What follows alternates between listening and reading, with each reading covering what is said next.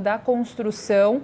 Não se sabe ainda se foi possivelmente algum tipo de material de construção em específico que pode ter causado essas chamas, né? O início dessas chamas.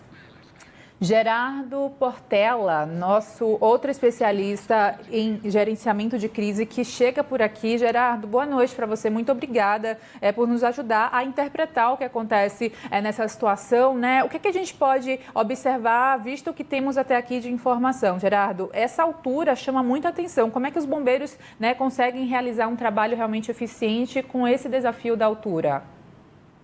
Boa noite, Lene. Realmente esse é um prédio em construção, então a gente trata como canteiro de obras.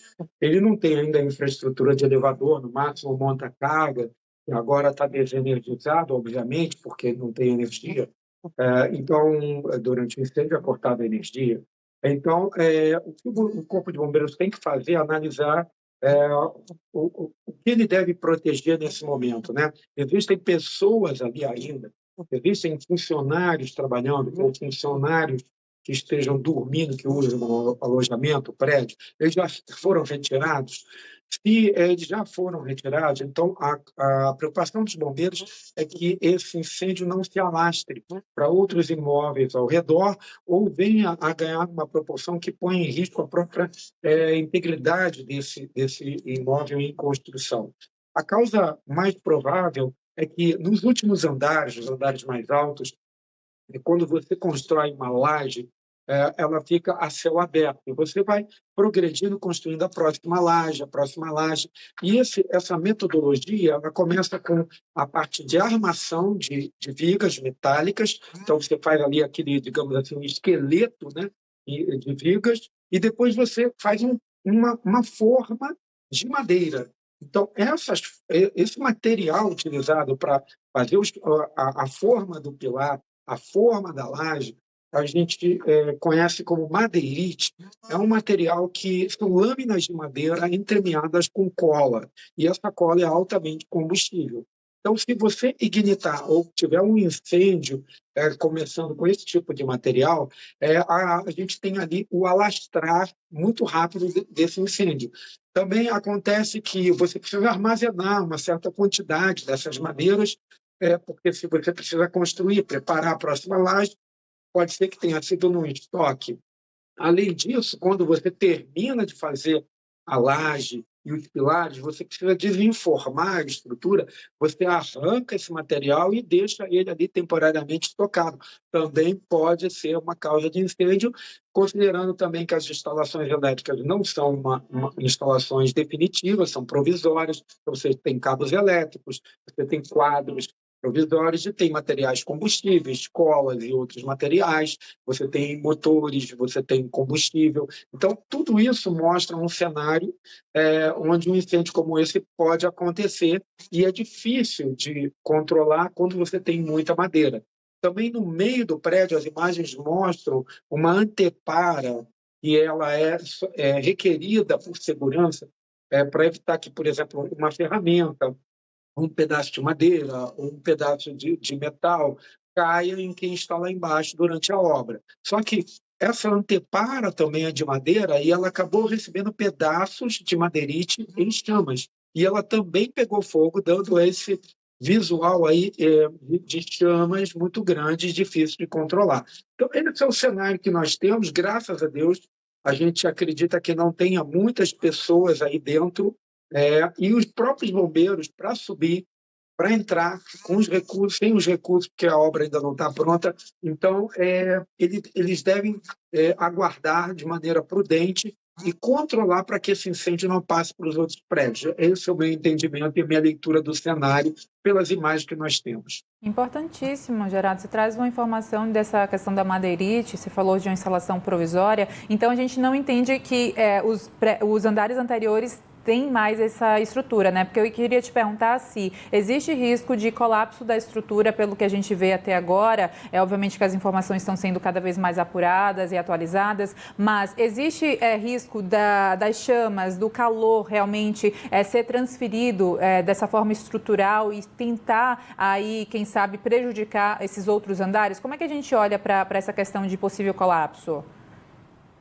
A questão de colapsar a estrutura seria necessária uma temperatura muito alta, acima de 700 graus, durante um tempo considerável. O que a gente vê aí agora é um incêndio concentrado na parte superior, onde geralmente se utiliza muito madeirite para fazer as formas da próxima laje. Então, o prédio vai subindo piso por piso, né, que a gente chama tecnicamente de laje, laje por laje, com pilares, e quando você termina uma, ela fica em céu aberto, você começa a construir tudo com armação metálica e madeira.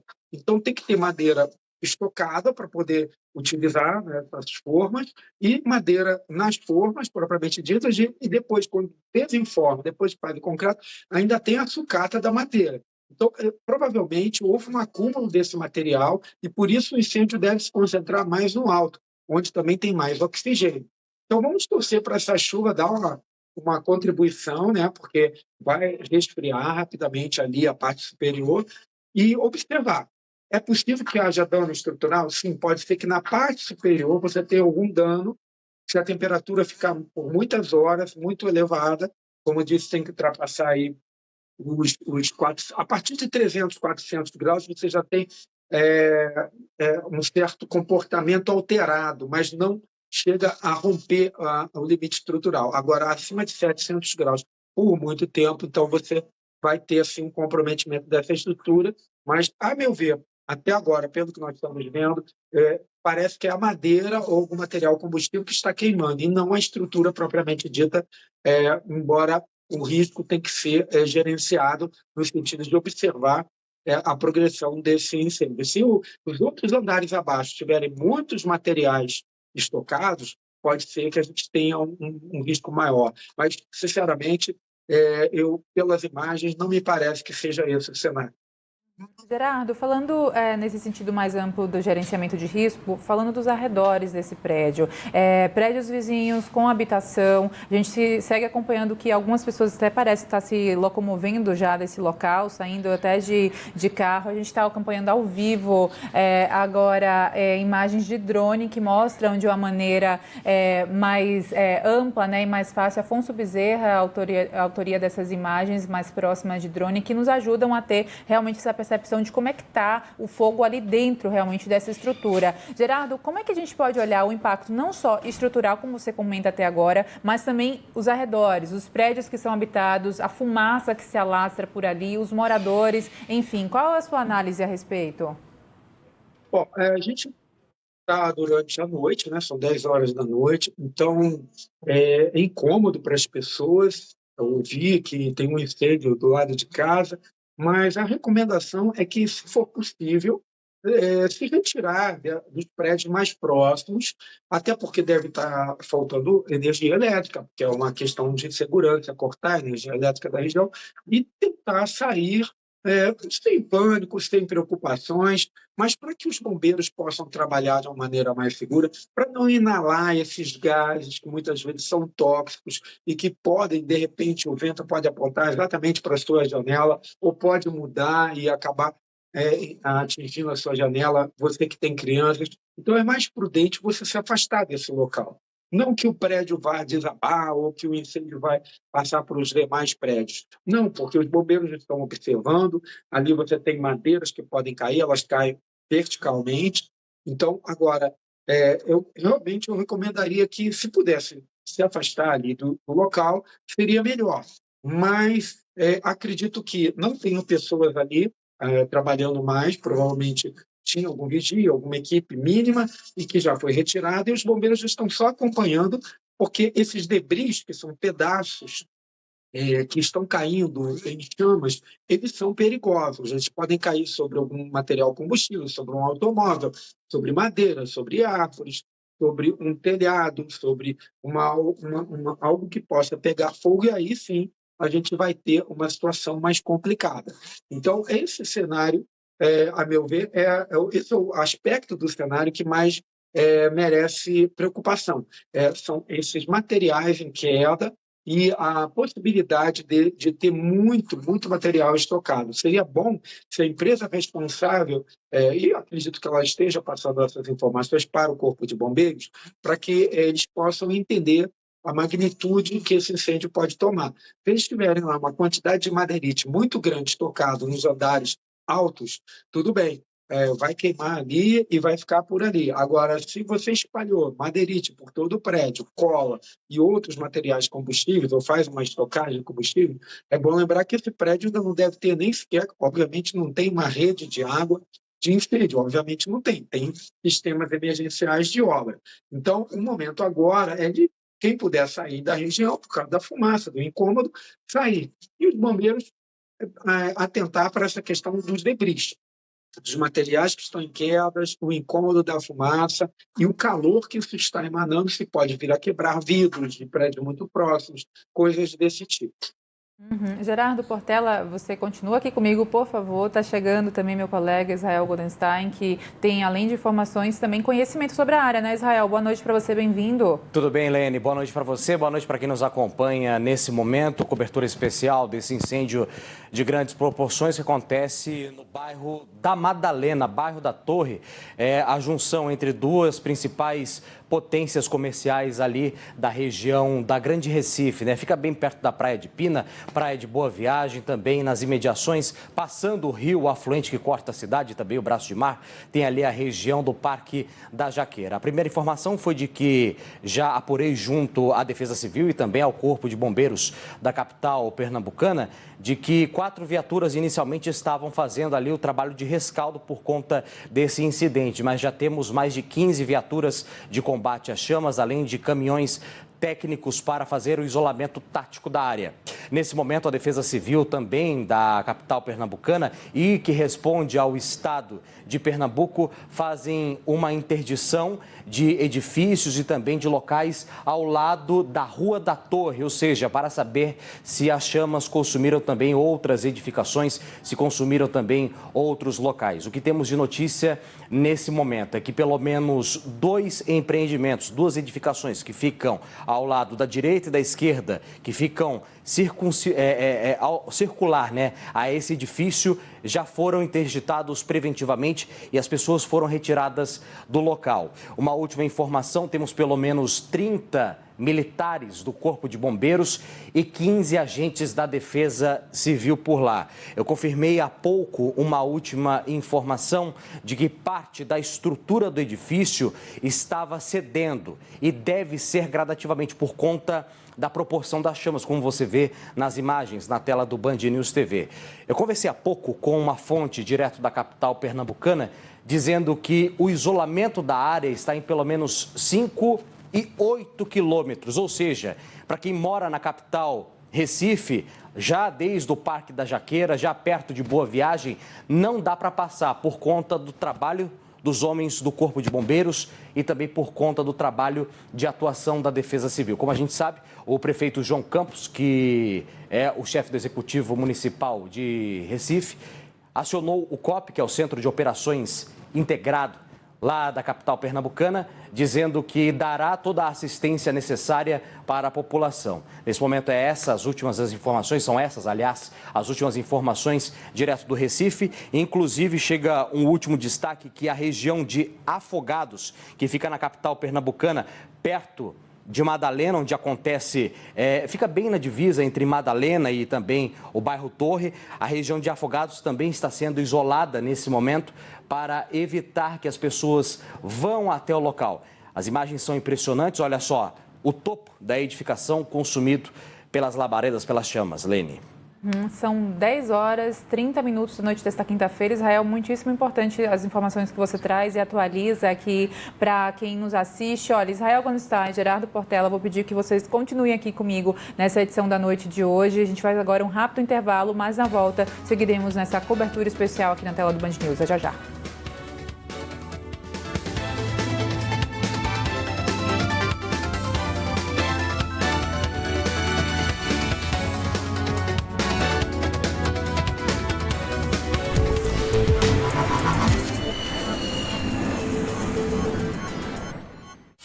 Pensa comigo, 50% do tempo da área de compras da sua empresa é gasto em demandas que representam 10% das suas despesas.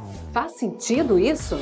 Conheça a BR Supply e tenha acesso ao Supply Manager, um intra-e-commerce moderno e intuitivo. São mais de 12 mil itens voltados ao consumo recorrente de suas operações. Tudo automatizado e personalizado. Acesse brsupply.com.br e saiba mais.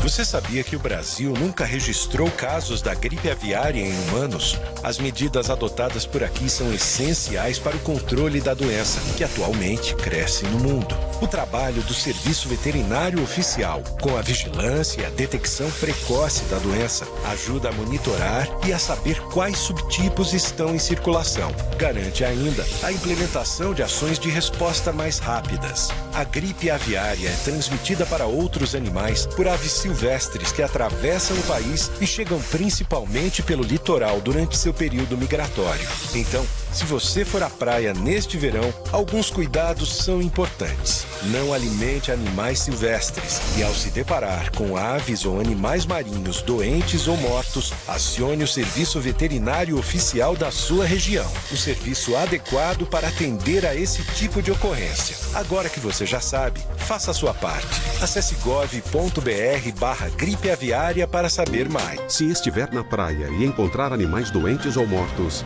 não se aproxime.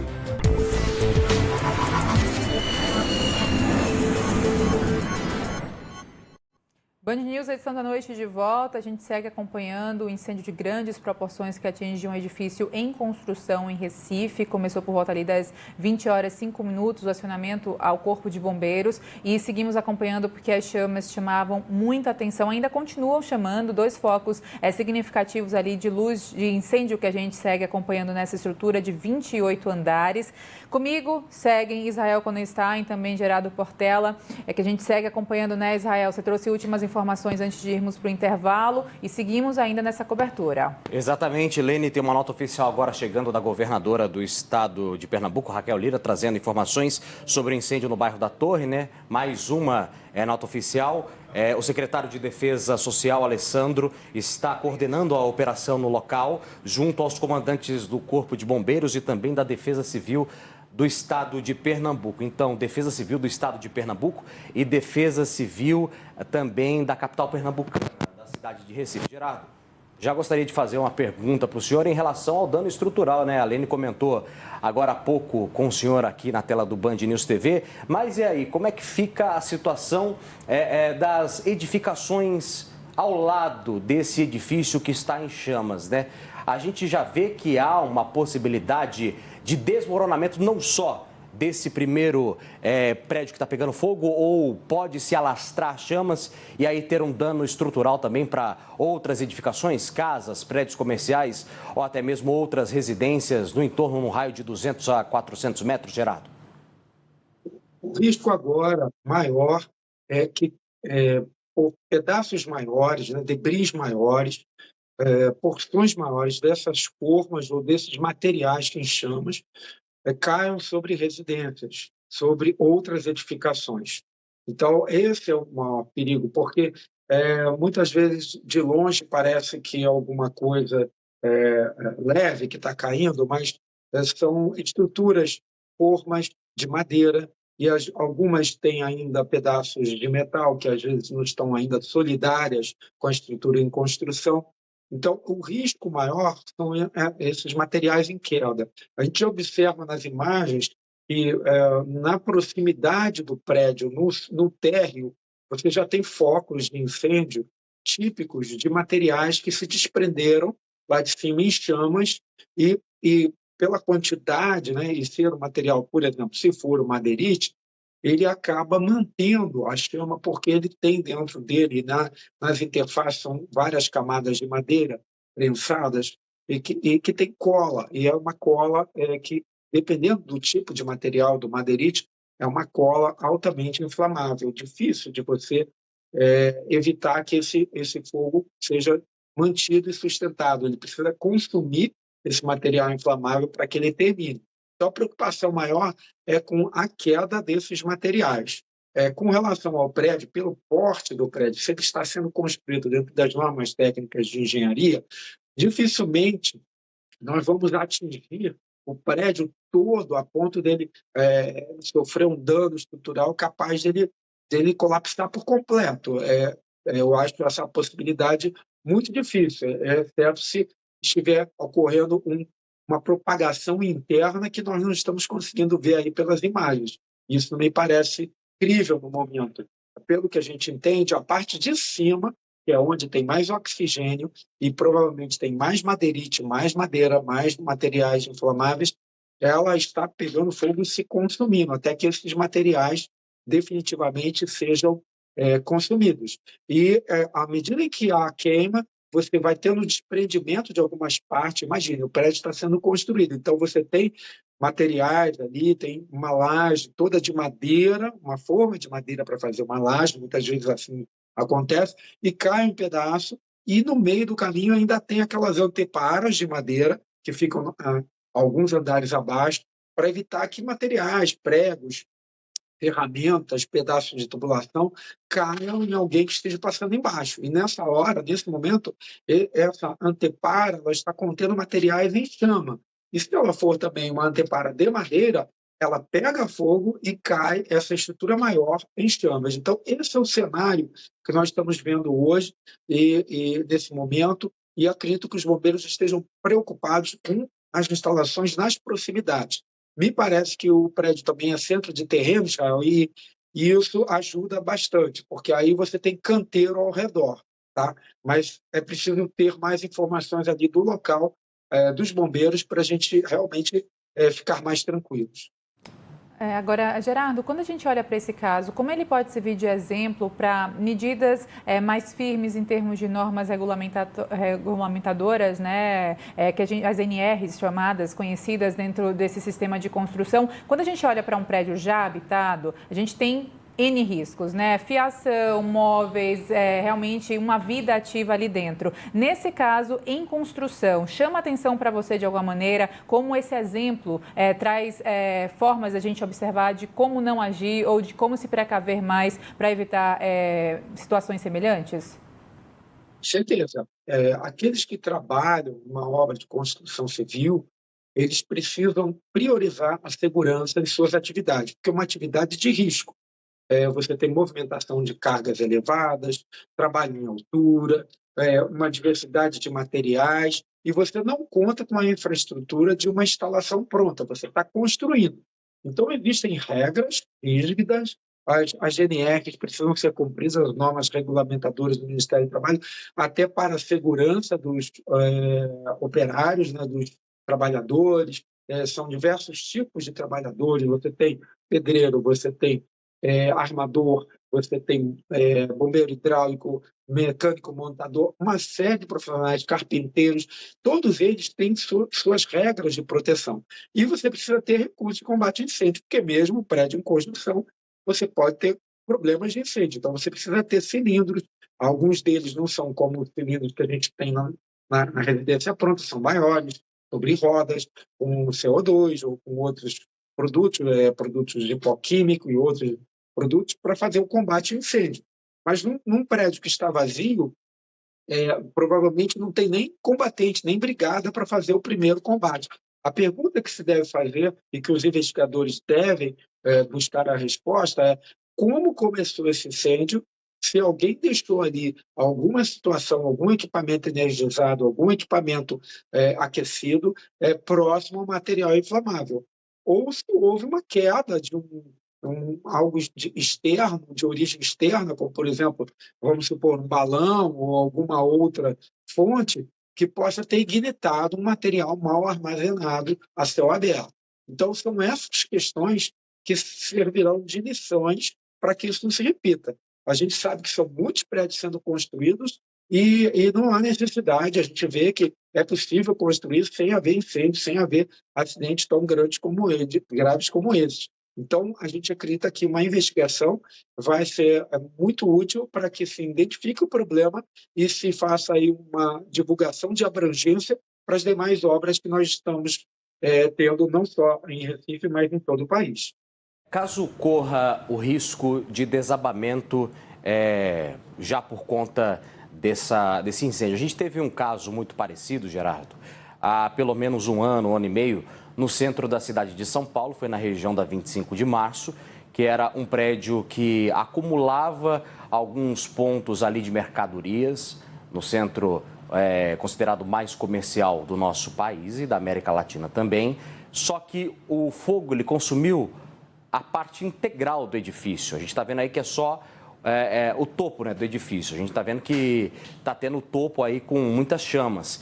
Existe uma possibilidade, essa é a pergunta chave, né, de fazer um isolamento térmico para que as chamas elas não desçam e não consumam a base estrutural dessa edificação? Porque quando a gente viu esse caso aqui em São Paulo, a gente entendeu que poderia cair ou desabar o edifício de uma hora para outra. E nesse caso, na capital pernambucana, há o risco de desabar? Dá para fazer esse isolamento térmico? Explica para a gente, por gentileza.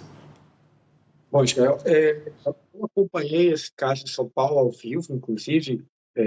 Teve mais de um caso em São Paulo de acidente catastrófico que chegou a haver desabamento após incêndio e nos últimos anos. E o que a gente viu lá em São Paulo, por enquanto, é bastante diferente do que a gente está vendo agora em Recife pelas imagens. Por quê? Porque o prédio estava por completo, durante muitas horas, sob chamas. Então, o prédio é construído, né, com um material tipicamente chamado, até mesmo a população sabe, que é o concreto armado. O que é isso? Ele é armado porque ele tem uma armadura de aço. São os vergalhões que os armadores, que são profissionais capacitados, fazem a estrutura e cercam essa estrutura com uma forma de madeira, que já são outros profissionais carpinteiros que fazem a forma de madeira e desce o concreto ali dentro, ele se solidifica, você retira a madeira e fica ali para suportar a vida útil do imóvel. No caso, os andares de baixo já passaram por esse processo. Então está lá o concreto armado.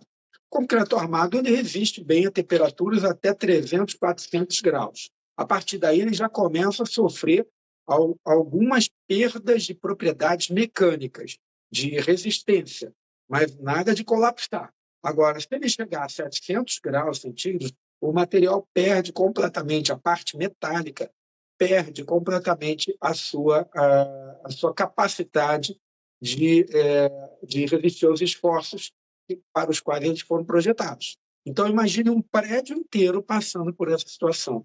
Então, nesse caso, há risco de colapso. Agora, quando você tem uma região do prédio com essa temperatura, mesmo que seja de 700 graus, somente aqueles pilares, somente aquela laje e somente aquela armadura é que vai perder as propriedades. Então, pode ser que você tenha um dano a um prédio em construção, então você tenha que demolir algumas lajes que tenham atingido esse ponto. Então, será feita uma inspeção, será verificado se houve dano estrutural, e aí pode ter que seja requerido a demolição de algumas lajes ou pilares. Mas, por enquanto, pelas imagens que nós temos, não acredito que haja um risco de colapso completo dessa estrutura, até porque nós estamos à noite, então seria fácil ver ali as chamas na parte mais baixa, a não ser que ela esteja completamente escondida ali entre tapumes ou entre paredes que já foram construídas. Mas creio eu que é um incêndio muito, muito incômodo e lamentável, porque é uma obra de última geração, né? Estamos no século XXI, não deveria estar acontecendo, mas não acredito que vá chegar a esse ponto até o presente momento. A gente está vendo aí um aumento agora um pouco, uma concentração de chamas que me parece que é aquela antepara de madeira que está pegando fogo. Então, isso está gerando calor e está impactando o prédio, mas também a maior parte está sendo dissipada para o ar.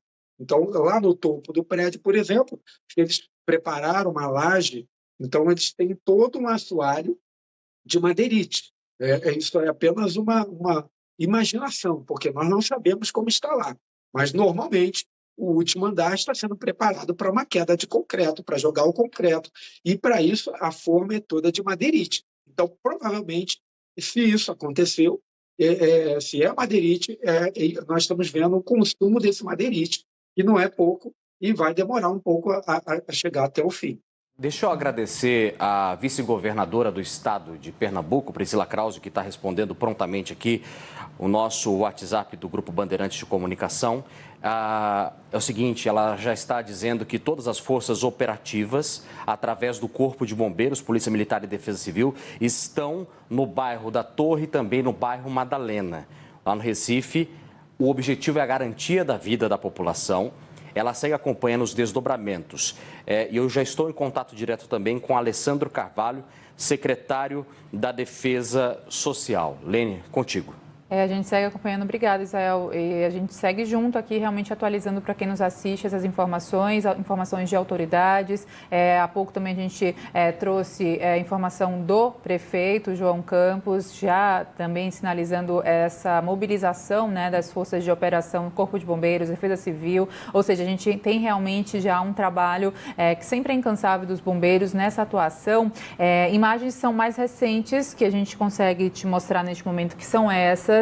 Que é possível ver através de drones, essa aproximação maior com o interior do edifício, com essa parte realmente superior, onde tudo começou. As chamas estavam muito mais altas no início de toda a cobertura aqui nossa, e a gente segue, claro, trazendo para você desdobramentos e atualizações também, a lembrar que toda a área, os arredores já foram ali realmente mobilizados para as pessoas não transitarem mais, evitando realmente essa questão de risco de segurança à vida dos moradores e das pessoas que pudessem estar indo ou vindo nesse bairro das ruas Padre Anchieta e Real da Torre, que fica ali esquina com esquina. Então, a gente segue acompanhando em Recife neste momento. Gerardo, falando de possíveis prazos imaginados aí do trabalho dos bombeiros, teme-se que à noite dentro a gente segue acompanhando aí madrugada com trabalho também para tentar realmente essa questão de mitigar as chamas e também eliminá-las, se for o caso?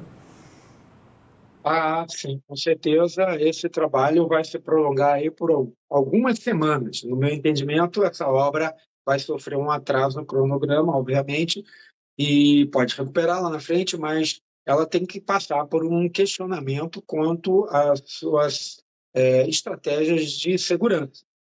Não é um bom cartão de visitas você ter uma obra que ainda na construção chega a esse tipo de acidente. Então, é preciso ver, toda a obra tem que ser, de alguma forma, revisitada e repensada, porque aconteceu esse incêndio. Para ficar mais fácil imaginar para o leigo, aquele que não é engenheiro, eu sei que tem muitos engenheiros nos assistindo, muitos arquitetos, muitos trabalhadores técnicos também que conhecem profundamente obra, mas aqueles que não conhecem, provavelmente, quando você está numa construção de uma torre como essa, os andares de cima, quando eles estão em progressão ainda, não terminou o último piso, eles são como se fosse uma casa de madeira, porque você constrói o pilar com as formas, né, em madeira oca, com a parte metálica dentro, e constrói um piso com grades de metal, eu estou falando dessa forma, aqueles que são engenheiros sabem que eu estou falando de armação, e depois você faz um sanduíche nesse piso de madeira, de madeirite, que é um material muito comum, que a gente está muito acostumado a ver e não sabe o que é, mas são aquelas placas de madeira de obra. Então, aquelas placas, elas são sanduíches com cola dentro. Imagine você construir um pequeno prédio com pilares e com um teto, mas tudo de madeira oca, com algumas vigas de metal dentro, com algumas vergalhões de metal dentro, que é a armação. E, de repente, uma fonte de ignição. Aquilo tudo vai pegar fogo no topo e vai dar essa aparência que nós estamos vendo. E se começar a soltar pedaços, aquilo cair lá nas anteparas que são colocadas intermediárias no prédio, também de madeirite, elas também vão pegar fogo. Então, nosso entendimento, assim, aparentemente, é esse o cenário que nós temos aí, mas é sempre importante, né, nós que trabalhamos com gerenciamento de risco e segurança, engenharia de risco e segurança, a gente nunca subestima o cenário. Então, esse é um cenário, né, de um grande prédio, numa capital brasileira, com um incêndio difícil de ser controlado. Até porque não vale a pena os bombeiros se arriscarem a subir um prédio se não tem ninguém lá para eles proteger. Isso só faria sentido se houvesse o risco real e imediato de dano estrutural com risco de colapso. Mesmo assim, teria que se colocar na balança se vale ou não a pena colocar pessoas lá. Eu quero lembrar que esses casos não são tão raros assim, né? É claro que uns são mais emblemáticos, e o maior deles, mais famoso, foi o World Trade Center, que, infelizmente, houve um erro da parte dos bombeiros e eles direcionaram 200 combatentes para dentro do prédio quando ele já estava comprometido. E aí acabou acontecendo a tragédia, que foi a maior parte das vítimas. Se fosse um grupo, seria o grupo dos próprios combatentes dos bombeiros. Então, é claro que os bombeiros, os resgatistas, o objetivo deles é reduzir o número de vítimas e nunca aumentar, principalmente eles próprios sendo as vítimas. Então, por isso a prudência, o cuidado é melhor deixar queimar se não houver risco humano e nem se houver risco se não há risco de desabamento do prédio estruturalmente. Então, esse é o cenário. E penso que a questão da segurança tem que ser rigorosamente revista nessa obra.